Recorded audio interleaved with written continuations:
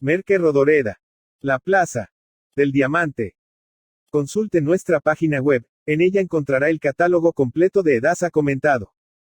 Título original, La Plaza del Diamante. Traducción de Enrique Sordo. Diseño de la cubierta, Edasa. Primera edición. Abril de 2018. Copyright Institut d'Estudis Catalans, 1986. Copyright del prólogo. Gabriel García Márquez, 1991 y herederos de Gabriel García Márquez. Copyright de la presente edición. Edasa, 2018. Diputación, 262, segundo primera. 08007 Barcelona. Teléfono, 93494-9720.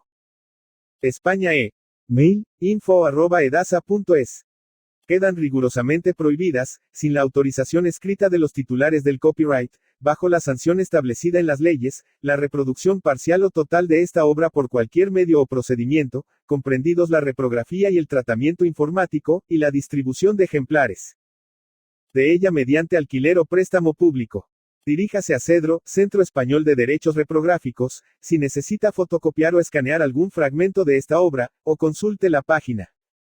ISBN 978 84 350 1135 8. Impreso en Liberduplex. Depósito legal B7773 2018. Impreso en España. AJP. My dear, these things are life Meredith. ¿Sabe usted quién era Merke Rodoreda? La semana pasada pregunté por Merke Rodoreda en una librería de Barcelona y me dijeron que había muerto hace un mes. La noticia me causó una pena muy grande, primero por la admiración muy justa que siento por sus libros, y segundo por el hecho inmerecido de que la noticia de su muerte no se hubiera publicado fuera de España con el despliegue y los honores debidos. Al parecer, pocas personas saben fuera de Cataluña quién era esa mujer invisible que escribía en un catalán espléndido unas novelas hermosas y duras como no se encuentran muchas en las letras actuales. Una de ellas, La Plaza del Diamante, es, a mi juicio, la más bella que se ha publicado en España después de la Guerra Civil. La razón de que se la conozca tan poco, aún dentro de España, no puede atribuirse a que hubiera escrito en una lengua de ámbito reducido, ni a que sus dramas humanos transcurran en un rincón secreto de la muy secreta ciudad de Barcelona, pues sus libros han sido traducidos a más de 10 idiomas y en todos ellos han sido objeto de comentarios críticos mucho más entusiastas de los que merecieron en su propio país. Este es uno de los libros de alcance universal que haya escrito el amor, escribió en su momento el crítico francés Michel Cornet, refiriéndose a La Plaza del Diamante. Diana Atil, sobre la versión inglesa, escribió, es la mejor novela publicada en España en muchos años. Y un crítico del Publisher Weekly, en Estados Unidos, escribió que era una novela extraña y maravillosa. Sin embargo, hace algunos años, y con motivo de alguno de tantos aniversarios, se hizo una encuesta entre escritores españoles de hoy para tratar de establecer, según su criterio, cuáles eran los 10 mejores libros escritos en España después de la Guerra Civil, y no recuerdo que ninguno hubiera mencionado La Plaza del Diamante. En cambio, muchos citaron con toda justicia La Forja de un Rebelde, de Arturo Barea. Lo curioso es que este libro, cuyos 4 tomos apretados habían sido publicados a fines de la cuarta década de este siglo en Buenos Aires, no había sido todavía publicado en España y, en cambio, La Plaza del Diamante llevaba ya 26 ediciones en catalán. Yo la leí en castellano por esos tiempos, y mi deslumbramiento fue apenas comparable al que me había causado la primera lectura de Pedro Páramo, de Juan Rulfo, aunque los dos libros no tienen en común sino la transparencia de su belleza.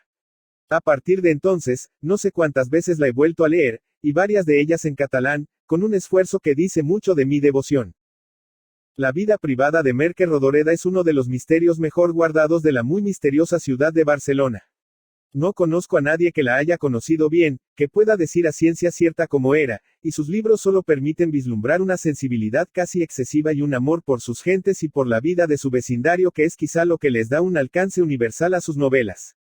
Se sabe que pasó la guerra civil en la casa familiar de San Gervasio, y su estado de alma de ese tiempo es evidente en sus libros. Se sabe que después se fue a vivir a Ginebra, y que allí escribió al rescoldo de sus nostalgias. Cuando empecé a escribir la novela apenas si recordaba cómo era la Plaza del Diamante, escribió en unos de sus prólogos, que son muestras ejemplares de su conciencia de novelista. Alguien que no sea otro escritor podría sorprenderse de que la autora hubiera logrado una recreación tan minuciosa y lúcida de sus lugares y sus gentes a partir de una vivencia remota, casi perdida entre las brumas de la infancia. Solo recordaba, ha escrito en el prólogo de una edición catalana, cuando tenía 13 o 14 años, que una vez, por la fiesta mayor de Gracia, fui a caminar por las calles con mi padre. En la Plaza del Diamante habían levantado una carpa, como en otras plazas, por supuesto, pero la que siempre recordé fue aquella. Al pasar frente a esa caja de música, yo, a quien mis padres habían prohibido bailar, tenía unos deseos desesperados de hacerlo, y andaba como una ánima en pena por las calles adornadas. Merke Rodoreda suponía que fue a causa de esta frustración que muchos años después, en Ginebra, empezó su novela con aquella fiesta popular. En general, esa ansiedad de bailar, que sus padres reprimieron siempre porque no era admisible en una chica decente, ha sido identificada por la propia escritora como la contrariedad original que le dio el impulso para escribir. Pocos autores han hecho precisiones tan certeras y útiles sobre el proceso subconsciente de la creación literaria como las que hizo Merke Rodoreda en los prólogos de sus libros. Una novela es un acto mágico, escribió. Hablando del espejo roto, su novela más larga, hizo otra revelación casi alquímica. El Adi Farriols, muerto y tendido en una biblioteca de una casa señorial, me resolvió el primer capítulo del modo más inesperado. En otra parte dijo, las cosas tienen una gran importancia en la narración. Y la han tenido siempre, mucho antes de que Robbie Grillet escribiera Le Voyeur. Conocí esta declaración mucho después de que su autora me hubiera deslumbrado con la sensualidad con que hace ver las cosas en el aire de sus novelas, mucho después de que me hubiera asombrado la luz nueva con que las iluminan sus palabras.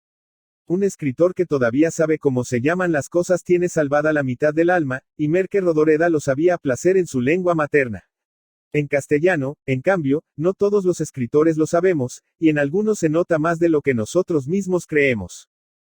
Creo, si no recuerdo mal, que Merke Rodoreda es la única escritora, o el único escritor, que he visitado sin conocerla, impulsado por una admiración irresistible.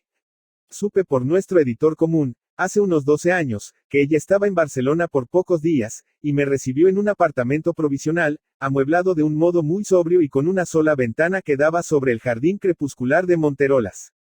Me sorprendió su aire distraído que más tarde encontré definido en uno de sus prólogos. Quizá la más marcada de mis múltiples soledades sea una especie de inocencia que me hace sentirme bien en el mundo en que me ha tocado vivir. Entonces yo sabía que junto a la vocación literaria tenía una vocación paralela, tan dominante como la otra, y era la de cultivar flores. Hablamos de eso, que yo consideraba como otra forma de escribir, y entre rosas y rosas trataba de hablarle de sus libros y ella trataba de hablarme de los míos. Me llamó la atención que de todo lo escrito por mí le interesaba más que nada el gallo del coronel, que no tenía quien le escribiera, y a ella le llamó la atención que me gustara tanto la rifa de la cafetera en la Plaza del Diamante. Tengo hoy un recuerdo entre nieblas de aquel extraño encuentro, que sin duda no fue uno de los recuerdos que ella se llevó a la tumba, pero para mí fue la única vez que conversé con un creador literario que era una copia viva de sus personajes. Nunca supe por qué, al despedirme en el ascensor, me dijo, usted tiene mucho sentido del humor. Nunca más tuve noticias de ella hasta esta semana, en que supe por casualidad, y en mala hora, que le había ocurrido el único percance que podía impedirle seguir escribiendo. Gabriel García Márquez. Publicado originalmente el 18 de mayo de 1983. Y la Julieta vino expresamente a la pastelería para decirme que, antes de rifar el ramo, rifarían cafeteras, que ella ya las había visto. Preciosas, blancas, con una naranja pintada, cortada por la mitad, enseñando los gajos. Yo no tenía ganas de ir a bailar, ni tenía ganas de salir, porque me había pasado el día despachando dulces, y las puntas de los dedos me dolían de tanto apretar cordeles dorados y de tanto hacer nudos y lazadas. Y porque conocía a la Julieta, que no tenía miedo a trasnochar y que igual le daba dormir que no dormir.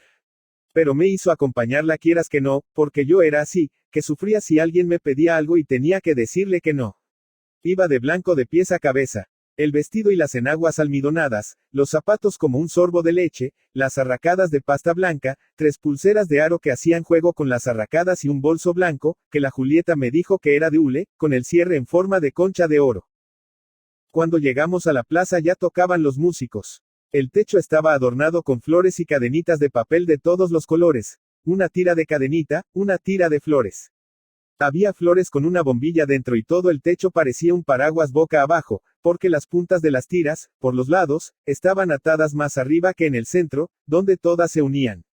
La cinta de goma de las enaguas, que tanto trabajo me había costado pasar con una horquilla que se enganchaba, abrochada con un botoncito y una presilla de hilo, me apretaba. Ya debía de tener una señal roja en la cintura. De vez en cuando respiraba hondo, para ensanchar la cinta, pero en cuanto el aire me salía por la boca la cinta volvía a martirizarme. El entarimado de los músicos estaba rodeado de esparragueras que hacían de barandilla, y las esparragueras estaban adornadas con flores de papel atadas con alambre delgadito. Y los músicos, sudados y en mangas de camisa. Mi madre muerta hacía años y sin poder aconsejarme y mi padre casado con otra. Mi padre casado con otra y yo sin madre, que solo había vivido para cuidarme. Y mi padre casado y yo jovencita y sola en la Plaza del Diamante, esperando a que rifasen cafeteras, y la Julieta gritando para que la voz pasase por encima de la música, no te sientes, que te arrugarás, y delante de los ojos las bombillas vestidas de flor y las cadenitas pegadas con engrudo y todo el mundo contento, y mientras estaba en babia una voz que me dice al oído, bailamos. Casi sin darme cuenta contesté que no sabía y me volví para mirar. Me topé con un rostro que de tan cerca como lo tenía no vi bien cómo era, pero era el rostro de un muchacho. Es igual, me dijo, yo sé mucho y le enseñaré. Pensé en el pobre Pere, que en aquellos momentos estaría encerrado en el sótano del Colón cocinando con delantal blanco, y cometí el disparate de decir, ¿y si mi novio se entera? El muchacho se puso todavía más cerca y dijo riendo, tan jovencita y ya tiene novio. Y cuando cerró los labios se le estiraron y le vi todos los dientes. Tenía unos ojitos de mono y llevaba una camisa blanca con rayitas azules, arremangadas sobre los codos y con el botón del cuello desabrochado. Y aquel muchacho de pronto se volvió de espaldas y se puso de puntillas y miró de un lado a otro y se volvió hacia mí y dijo, perdone, y se puso a gritar, ¿habéis visto mi americana? Estaba al lado de los músicos. En una silla, y me dijo que se le habían llevado la americana y que volvía enseguida y que si quería hacer el favor de esperarle. Se puso a gritar, Sintet, Sintet. La Julieta, de color de canario, con bordados verdes, salió de no sé dónde y me dijo, tápame que me tengo que quitar los zapatos. No puedo más. Le dije que no me podía mover porque un joven que buscaba la americana y que estaba empeñado en bailar conmigo me había dicho que le esperase. Y la Julieta me dijo, baila, baila. Y hacía calor. Los chiquillos tiraban cohetes y petardos por las esquinas. En el suelo había pipas de sandía y por los rincones cáscaras de sandía y botellas vacías de cerveza y por las azoteas también encendían cohetes. Y por los balcones, veía caras relucientes de sudor y muchachos que se pasaban el pañuelo por la cara. Los músicos tocaban, contentos. Todo como en un decorado. Y el pasodoble. Me encontré yendo arriba y abajo y, como si viniese de lejos estando tan cerca, oí la voz de aquel muchacho que me decía, ve usted como si sabe bailar. Y sentía un olor de sudor fuerte y un olor de agua de colonia evaporada. Y los ojos de mono brillando al ras de los míos y a cada lado de la cara la medallita de la oreja. La cinta de goma clavada en la cintura y mi madre muerta y sin poder aconsejarme, porque le dije a aquel muchacho que mi novio hacía de cocinero en el Colón y se rió y me dijo que le compadecía mucho porque dentro de un año yo sería su señora y su reina. Y que bailaríamos el ramo en la Plaza del Diamante. Mi reina, dijo. Y dijo que me había dicho que dentro de un año sería su señora y que yo ni le había mirado, y le miré y entonces dijo, no me mire así, porque tendrán que levantarme del suelo y fue cuando le dije que tenía ojos de mono y venga a reír. La cinta en la cintura parecía un cuchillo y los músicos, tararí. Tararí, y la Julieta no aparecía por ninguna parte. Desaparecida, y yo sola con aquellos ojos delante, que no me dejaban. Como si todo el mundo se hubiese convertido en aquellos ojos y no hubiese manera de escapar de ellos. Y la noche avanzaba con el carro de las estrellas y la fiesta avanzaba y el ramo y la muchacha del ramo, toda azul, girando y girando. Mi madre en el cementerio de San Gervasio y yo en la Plaza del Diamante. Vende cosas dulces, miel y confitura, y los músicos cansados dejaban las cosas dentro de las fundas y las volvían a sacar de dentro de las fundas porque un vecino pagaba un vals para todo el mundo y todos como peonzas. Cuando el vals se acabó la gente empezó a salir. Yo dije que había perdido a la Julieta y el muchacho dijo que él había perdido al Sintet y dijo, cuando estemos solos, y todo el mundo esté metido dentro de sus casas y las calles vacías, usted y yo bailaremos un vals de puntas en la Plaza del Diamante.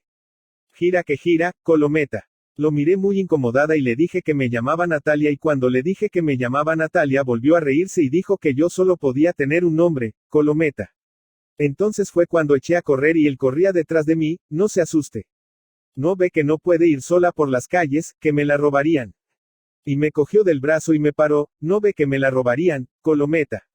Y mi madre muerta y yo parada como una tonta y la cinta de goma en la cintura apretando como si estuviese atada en una ramita de esparraguera con un alambre. Y eché a correr otra vez. Y el detrás de mí.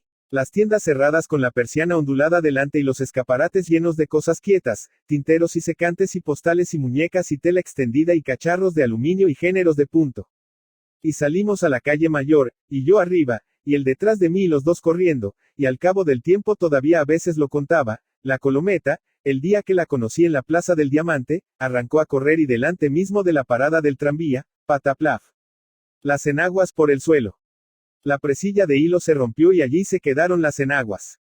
Salté por encima, estuve a punto de enredarme un pie en ellas y venga a correr como si me persiguieran todos los demonios del infierno. Llegué a casa y a oscuras me tiré en la cama, en mi cama de soltera, de latón, como si tirase una piedra. Me daba vergüenza. Cuando me cansé de sentir vergüenza, me quité los zapatos de un puntapié y me deshice el pelo. Y Quimet, al cabo del tiempo todavía lo contaba como si fuese una cosa que acabase de pasar, se le rompió la cinta de goma y corría como el viento. 2. Fue muy misterioso. Me había puesto el vestido de color de palo de rosa, un poco demasiado ligero para aquel tiempo, y tenía la piel de gallina cuando esperaba a Quimet en una esquina. Desde detrás de una persiana de librillo, al cabo de un rato de hacer el pasmarote, me pareció que alguien me miraba porque vi como los librillos de un lado se movían un poco. Había quedado con Quimet en que nos encontraríamos junto al Parque Güey. Salió un niño de un portal, con un revólver en el cinturón y una escopeta apuntada y pasó rozándome la falda y gritando, Meeki. Meeki. Bajaron las maderas de la persiana se abrió de par en par, y un joven en pijama me hizo PST. PST, con los labios, y, con un dedo haciendo gancho, me hacía señas de que me acercase. Para estar más segura me puse un dedo en el pecho como señalándome, y, mirándole, dije bajito, yo. Sin oírme me entendió y dijo que sí con la cabeza, que la tenía preciosa, y atravesé la calle y me acerqué a él. Cuando estuve al pie del balcón el joven me dijo, entra, que echaremos una siestecita. Me puse de mil colores y me di la vuelta enfadada, sobre todo conmigo misma, y con angustia, porque sentía que el joven me miraba la espalda y me atravesaba la ropa y la piel. Me puse de manera que el joven del pijama no me viese, pero temí que, estando así medio escondida, el que no me viese fuese el Quimet. Pensaba en lo que pasaría, porque era la primera vez que teníamos que encontrarnos en un parque. Por la mañana no había dado pie con bola pensando en la tarde porque tenía un desasosiego que no me dejaba vivir. Quimet me había dicho que nos encontraríamos a las 3:30 y no llegó hasta las 4:30. Pero no le dije nada porque pensé que a lo mejor lo había entendido mal y que la que se había equivocado era yo y como él no dijo ni media palabra de excusa. No me atreví a decirle que los pies me dolían de tanto estar parada porque llevaba zapatos de charol, de mucho abrigo, y que un joven se había tomado algunas libertades. Empezamos a subir sin decirnos ni una triste palabra y cuando estuvimos arriba de todo se me pasó el frío y la piel se me volvió a poner lisa como siempre. Le quería explicar que había reñido con el Pere, que todo estaba arreglado.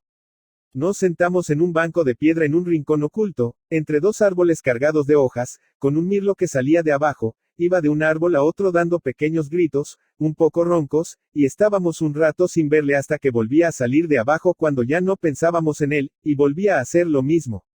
Sin mirarle, por el rabillo del ojo, veía a Quimet que miraba las casas, pequeñas y lejos. Por fin dijo, ¿no te da miedo este pájaro? Le dije que me gustaba mucho y él me dijo que su madre siempre le había dicho que los pájaros negros traían desgracias, aunque fuesen mirlos. Todas las demás veces que me había visto con Quimet, después del primer día en la Plaza del Diamante, la primera cosa que me preguntaba, echando la cabeza y el cuerpo hacia adelante, era si ya había reñido con el Pere.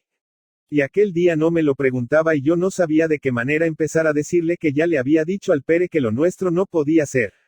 Y me dolía mucho habérselo dicho, porque el Pere se había quedado como una cerilla cuando después de haberla encendido la soplan. Y cuando pensaba que había reñido con el Pere tenía una pena dentro y esa pena me hacía darme cuenta de que había hecho una mala acción. Seguro, porque yo que me había sentido muy tranquila por dentro, cuando me acordaba de la cara que había puesto el Pere sentía como un dolor muy hondo, como si en el medio de mi paz de antes se abriese la puertecita de un nido de escorpiones y los escorpiones saliesen a mezclarse con la pena y a hacerla punzante y a derramárseme por la sangre y a ponérmela negra. Porque el Pere, con la voz estrangulada y las niñas de los ojos con un color empañado que le temblaba, me dijo que le había deshecho la vida. que le había convertido en un poco de barro, en nada.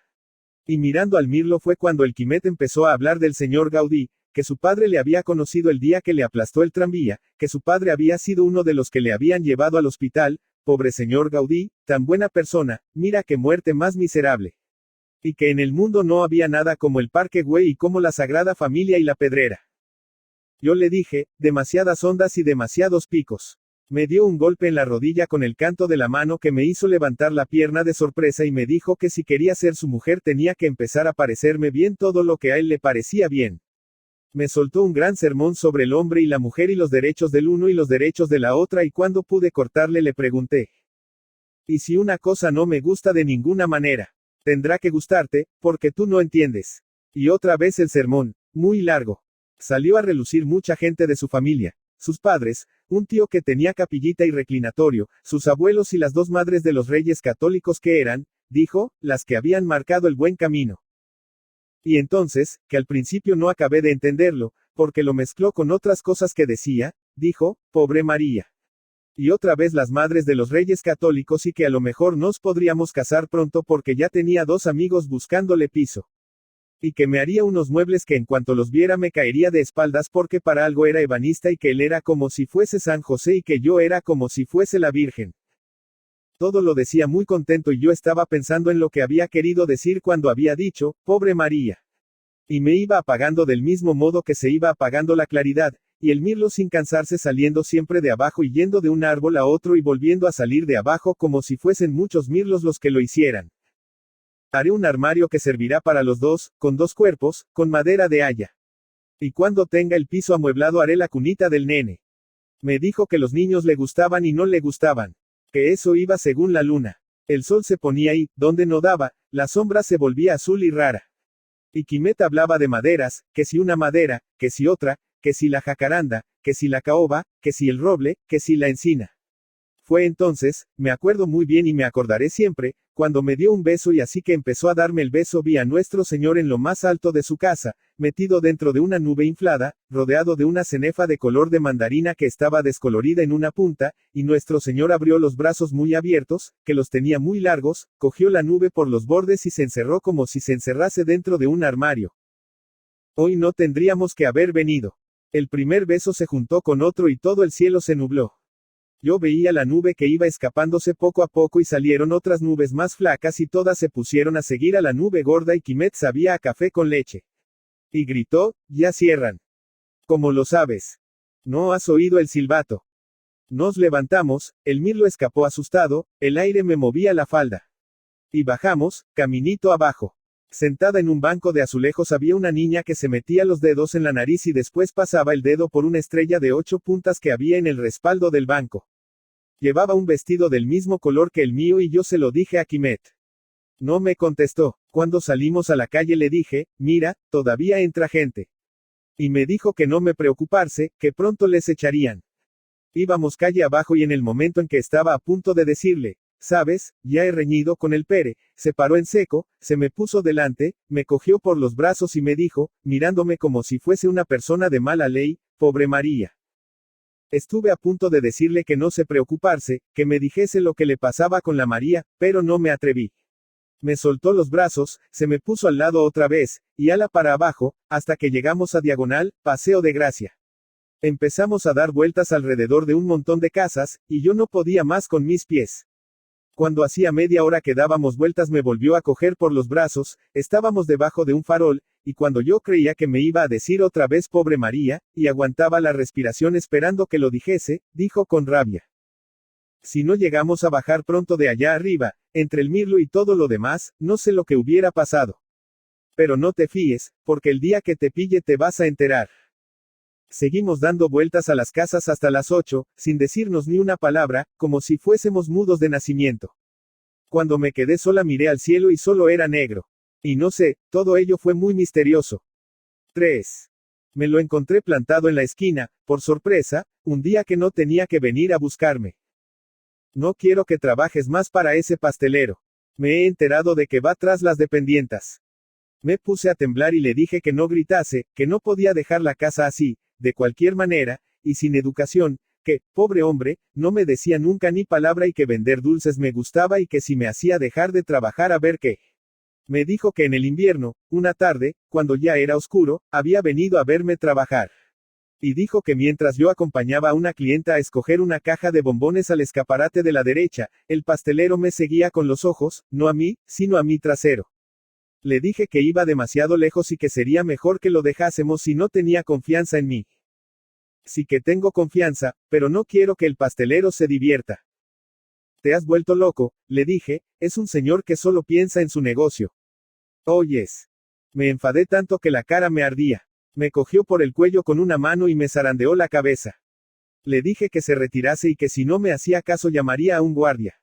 Estuvimos 3 semanas sin vernos y cuando ya me arrepentía de haberle dicho al Pere que entre nosotros todo se había acabado, porque el Pere al fin y al cabo era un buen muchacho que nunca me había dado ningún disgusto, volvió a comparecer, más tranquilo que el tronco de un árbol, y la primera cosa que me dijo, con las manos en los bolsillos, fue, y la pobre María a paseo por tu culpa.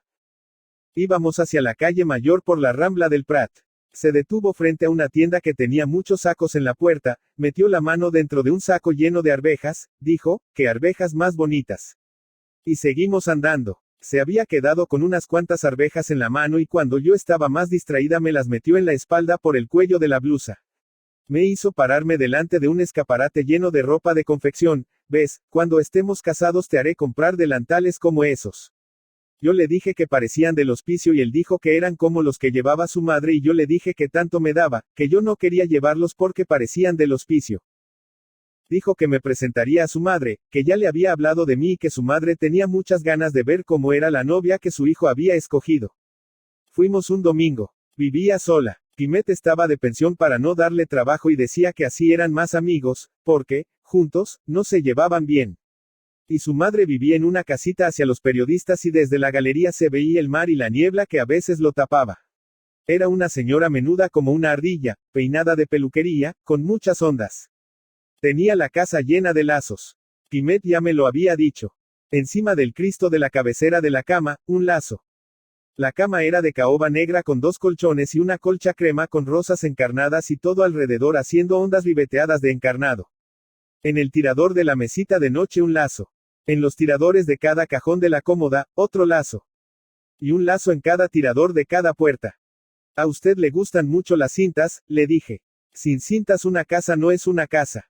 Y me preguntó si me gustaba vender dulces, y le dije que mucho, sí señora, sobre todo rizar las puntas del cordel con el filo de las tijeras, y que estaba deseando que llegasen las fiestas para poder hacer muchos paquetes y sentir el rack de la máquina registradora y la campanilla de la puerta. Menuda bromista, dijo. A media tarde Quimet me dio un codazo que significaba, vámonos. Y cuando ya estábamos a la puerta de entrada, su madre me preguntó, ¿y el trabajo de la casa, también te gusta? Sí, señora, mucho. Tanto mejor. Entonces dijo que nos esperásemos, volvió adentro y vino con unos rosarios de cuentas negras y me los regaló. Quimet, cuando estuvimos algo lejos, me dijo que la había conquistado. ¿Qué te dijo cuando estabais solas en la cocina? Que eras muy buen muchacho. Ya me lo figuraba. Lo dijo mirando al suelo y dando un puntapié a una piedrecita. Le dije que no sabía qué hacer con los rosarios. Dijo que los metiese en un cajón, que a lo mejor algún día me servirían, que no debía tirarse nada. A lo mejor le servirán a la nena, si tenemos una. Y me dio un pellizco en la molla del brazo. Mientras me lo frotaba, porque me había hecho daño de verdad, me preguntó si me acordaba de no sé qué y dijo que pronto se compraría una moto, que nos vendría muy bien porque cuando estuviésemos casados recorreríamos todo el país, y que yo iría detrás. Me preguntó si yo había ido alguna vez en una moto con algún muchacho y le dije que no, que nunca, que me parecía muy peligroso, y se puso contento como un pájaro, y dijo que va, mujer. Entramos en el Monumental a hacer el vermut y a comer pulpitos. Allí se encontró con Sintet, y Sintet, que tenía los ojos muy grandes, como de vaca, y la boca un poco torcida, dijo que había un piso en la calle de la Perla bastante bien de precio pero abandonado, porque el dueño no quería quebraderos de cabeza y que las reparaciones tendrían que ser a cuenta de los inquilinos. El piso estaba debajo de la azotea y esto nos gustó mucho y más todavía cuando el Sintet nos dijo que la azotea sería toda para nosotros. La azotea sería todo para nosotros porque los vecinos de los bajos tenían patio interior y los del primer piso, por una escalera de caracol, iban a un pequeño jardín que tenía lavadero y gallinero. Quimet se entusiasmó y le dijo a Sintet que no debían dejarlo escapar de ningún modo y Sintet dijo que al día siguiente iría allí con Mateo y que fuésemos nosotros también. Todos juntos. Quimet le preguntó si sabía de alguna moto de segunda mano, porque un tío de Sintet tenía un garaje y Sintet trabajaba en el garaje de su tío y Sintet le dijo que ya lo miraría. Charlaban como si yo no estuviese allí. Mi madre no me había hablado nunca de los hombres. Ella y mi padre pasaron muchos años peleándose y muchos años sin decirse nada. Pasaban las tardes de los domingos sentados en el comedor sin decirse nada. Cuando mi madre murió, ese vivir sin palabras aumentó todavía más. Y cuando al cabo de unos cuantos años mi padre se volvió a casar, en mi casa no había nada a lo que yo pudiera cogerme. Vivía como deben de vivir los gatos. De acá para allá, con la cola baja, con la cola alta, ahora es la hora de tener hambre, ahora es la hora de tener sueño, con la diferencia de que un gato no ha de trabajar para vivir. En casa vivíamos sin palabras y las cosas que yo llevaba por dentro me daban miedo porque no sabía si eran mías. Cuando nos despedimos en la parada del tranvía, oí que Sintet le decía a Quimet, no sé de dónde la ha sacado, tan mona. Y oí la risa de Quimet, ja, ja, ja. Dejé los rosarios en la mesita de noche y me asomé a mirar el jardín de abajo. El hijo de los vecinos, que estaba de soldado, tomaba el fresco. Hice una bolita de papel, se la tiré y me escondí.